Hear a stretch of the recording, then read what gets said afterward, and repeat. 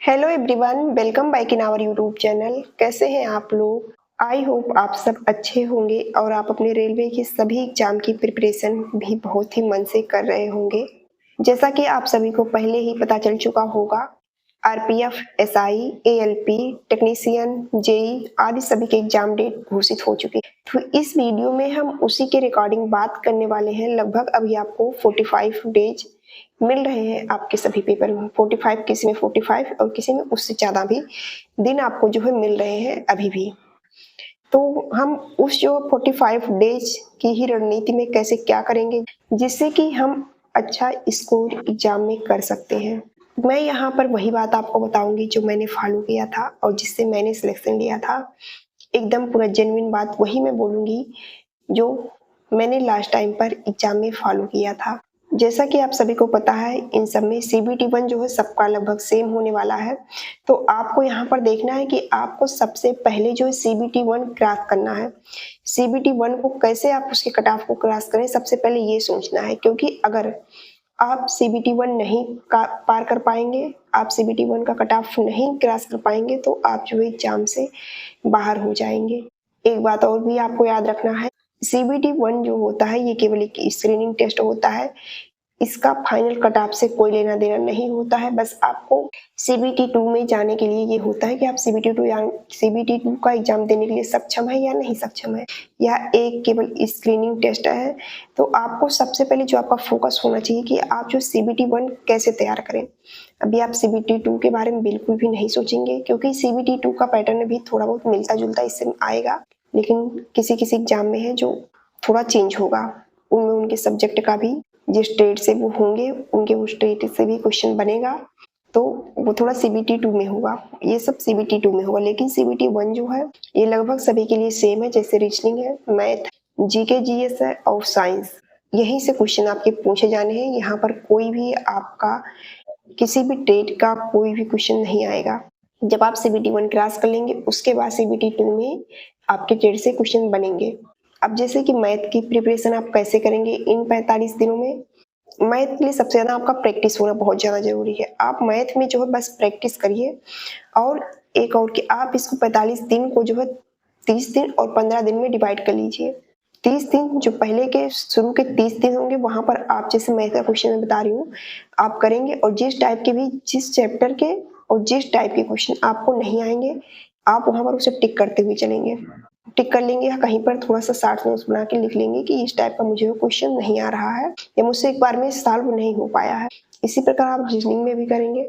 और उसके बाद जो आपके लास्ट के 15 डेज बचेंगे वहां पर आप जो आपने ये टिक किए हुए आपके क्वेश्चन है जिसको आपने मार्क किया हुआ है, तो आप उसे जो है फिर से देखेंगे, बार बार उसको ही देख लेंगे, ताकि ताकि अगर आपके पेपर में उस टाइप के क्वेश्चन आ जाए तो आपको छोड़ना ना पड़े और आप वहां पर आसानी से अपने क्वेश्चन जो है कंप्लीट कर पाए। इसके साथ आप मॉक टेस्ट जरूर देंगे। इन 45 के 45 दिनों में बता रही हूँ कि आपको मॉक टेस्ट देना बहुत जरूरी है। मॉक टेस्ट से आपके बहुत कुछ इम्प्रूव होते हैं, जैसे कि आपकी टाइमिंग मैनेजमेंट अच्छा होता है, का जो डिप्रेशन होता है वो भी कम होता है पेपर में, क्योंकि जब आप मॉक टेस्ट देंगे तो आप वहाँ पर सेम टू सेम वही फील करेंगे जो आप एग्जाम में फील करेंगे, और वहाँ पर टाइमिंग भी सेम रहेगी, जिससे कि आपको आपके टाइमिंग मैनेजमेंट में बहुत हेल्प मिलेगी। और उसके साथ आप ये समझ पाएंगे कि आपको कौन सा क्वेश्चन छोड़ना है और कौन सा क्वेश्चन जो है लगाना है। ये सब मॉक टेस्ट जब आप देंगे तो आपको वहां से ये सब पता चलता रहेगा। उसके साथ जीके जीएस में, तो जीके जीएस में जैसा कि मैंने अब तक जो रेलवे का पैटर्न समझा है या जो मैंने पेपर दिया था एनटीपीसी का, सबसे ज्यादा जो रेलवे में सबसे ज्यादा जहां से जीके जीएस पूछा था वो है आपका स्टैटिक जीके। स्टैटिक जीके आप बहुत अच्छे से कवर कर लेंगे। और दूसरी बात ये, अगर आपने अब तक जितना पढ़ा है वही पढ़िए, उसी का रिवीजन करिए।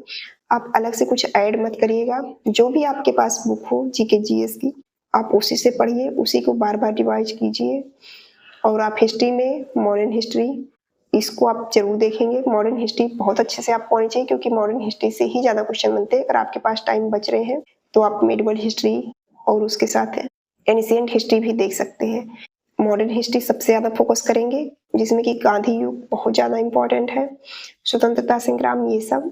उसके बाद आप मेडिवल हिस्ट्री उसके बाद फोकस करेंगे। अगर आपका मॉडर्न हिस्ट्री बहुत अच्छे से तैयार हो गया हो तो आप जो है मॉडल मिडल हिस्ट्री देखेंगे, फिर उसके बाद आप एंशिएंट हिस्ट्री सबसे बाद में देखेंगे।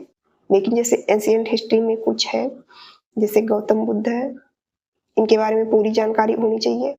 महावीर, इनके बारे में भी पूरी जानकारी होनी चाहिए। इसके साथ आप ज्योग्राफी में भी बहुत अच्छे से आप इंडिया की ज्योग्राफी कंप्लीट कर लेंगे।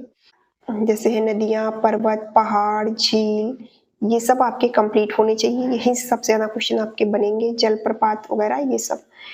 और उसके बाद आप देखेंगे जो आपका ये है पॉलिटी।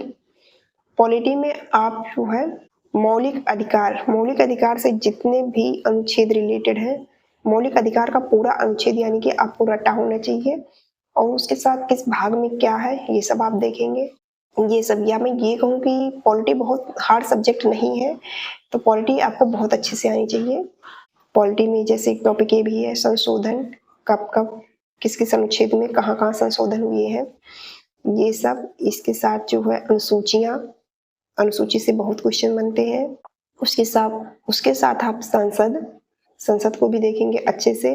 और पॉलिटी बहुत ज़्यादा बड़ा चैप्टर भी, मतलब बहुत ज़्यादा इसमें कुछ चैप्टर भी नहीं है, तो आप पॉलिटी बहुत आसान से इस 45 दिनों के उसमें आप कवर कर सकते हैं बहुत ही अच्छे से। जो शुरू से भी पढ़ना शुरू करेगा आपसे, उसका भी पॉलिटी बहुत अच्छे से कंप्लीट हो जाएगा। और फिर उसके बाद आपका आता है अर्थशास्त्र। तो अर्थशास्त्र भी आप देख लेंगे। सबसे ज़्यादा यहाँ पर पंचवर्षीय योजना जो है, बैंक है, यहाँ सबसे क्वेश्चन बनते हैं। उसके बाद आपको करंट अफेयर देखना है। तो करंट अफेयर आप टोटल कुल मिलाकर 1 साल का ही देखना, उससे ज़्यादा अगर देखेंगे तो बहुत कन्फ्यूजन हो जाएगा। और 1 साल में जहाँ से सबसे ज़्यादा इम्पॉर्टेंट है स्पोर्ट एंड गेम्स। तो जैसे अभी ओलंपिक गेम हुए हैं 2024 में, पैरालंपिक गेम हुए हैं, तो यहाँ पर जितने भी खिलाड़ियों ने अच्छा प्रदर्शन किया है, उन सबसे रिलेटेड जितने भी क्वेश्चन बनते हैं वो सब आपको याद कर लेने हैं। इसके साथ इंडेक्स, इसके साथ वर्ल्ड में क्या हो रहा है और इंडिया में क्या हो रहा है उसके बारे में, ये सब आपको अच्छे से थ्रो होना चाहिए। उसके साथ स्पेस एंड टेक्नोलॉजी में क्या चल रहा है वर्तमान में, आपको अच्छे से पता होना चाहिए। मतलब आप ये सब देखकर ही पेपर में जाएंगे, बैठेंगे, ये सब आप बहुत अच्छे से कंफर्म कर लेंगे। स्टैटिक जीके, जहाँ से सबसे ज़्यादा क्वेश्चन बनते हैं, जिसका कि मैं बार बार बता रही हूँ, आपको उसको बार बार रिवीजन करना है, बार बार। स्टैटिक जीके से ही सबसे ज़्यादा क्वेश्चन बनते हैं। फिर उसके साथ आपका साइंस, जैसे एएलपी में साइंस अच्छा खासा पूछा जाएगा, टेक्नीशियन में भी साइंस पूछा जाएगा, जेई में भी साइंस है, और एसआई आईपीएफ एसआई में भी थोड़ा बहुत साइंस आएगा।